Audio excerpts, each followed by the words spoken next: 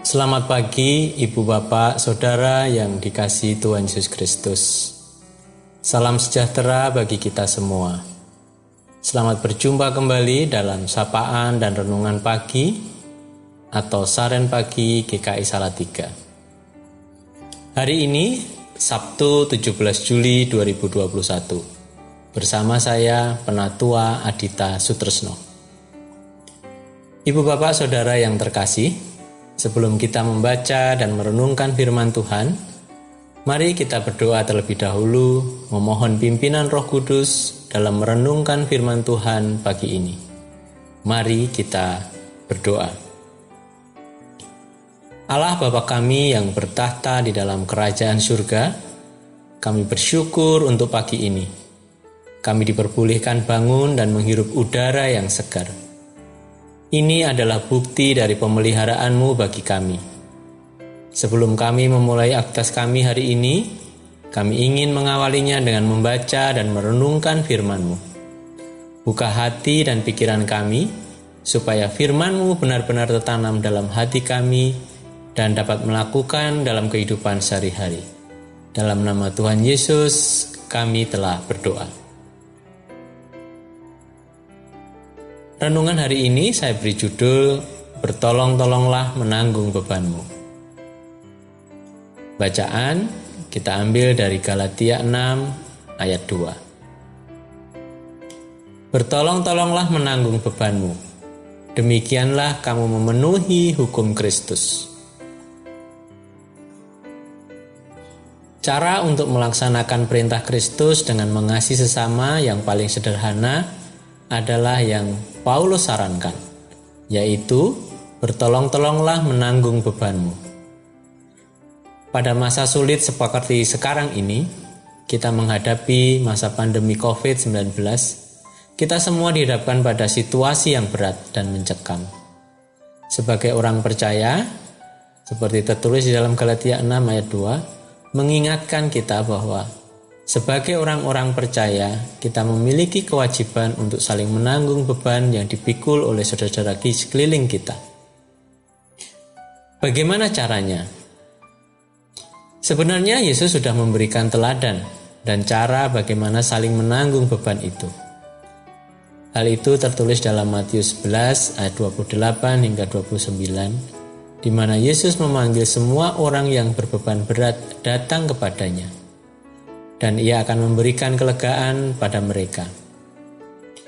Kita harus mencontoh perhatian dan juga kepedulian Yesus bagi mereka yang menderita. Gereja mula-mula mengikuti teladan Yesus untuk mengangkat beban kemiskinan. Mereka mengumpulkan sumber daya mereka sehingga tidak ada seorang pun yang mengalami kekurangan, seperti yang tertulis di dalam Kisah Para Rasul 4 ayat 32. Paulus dengan jelas menunjukkan keprihatinannya akan kesejahteraan fisik dan spiritual gereja yang saat itu sedang berkembang.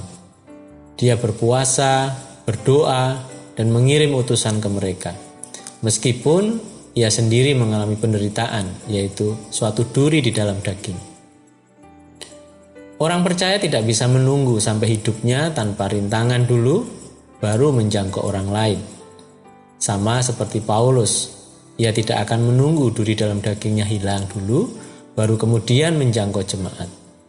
Meskipun kita memiliki kebutuhan atau kesulitan masing-masing, kita bisa melakukan segala sesuatu untuk menolong orang lain dengan kekuatan yang dikaruniakan oleh Kristus kepada kita. Misalnya dengan memperhatikan sesama anggota jemaat di sekitar yang berdampak COVID-19. Maupun memberikan perhatian atau dukungan kepada mereka dalam bentuk bantuan materi atau kebutuhan sehari-hari dan doa. Hal ini merupakan perwujudan cinta kasih Allah dalam mengasihi sesama kita, seperti kita mengasihi diri sendiri. Oleh karena itu, bertolong-tolonglah menanggung bebanmu. Karena menolong orang lain, kita tidak perlu menunggu sampai kita bebas dari segala kesulitan. Sebab saat kita sedang dalam kelemahan, saat itulah kuasa Tuhan dinyatakan. Amin. Mari kita berdoa.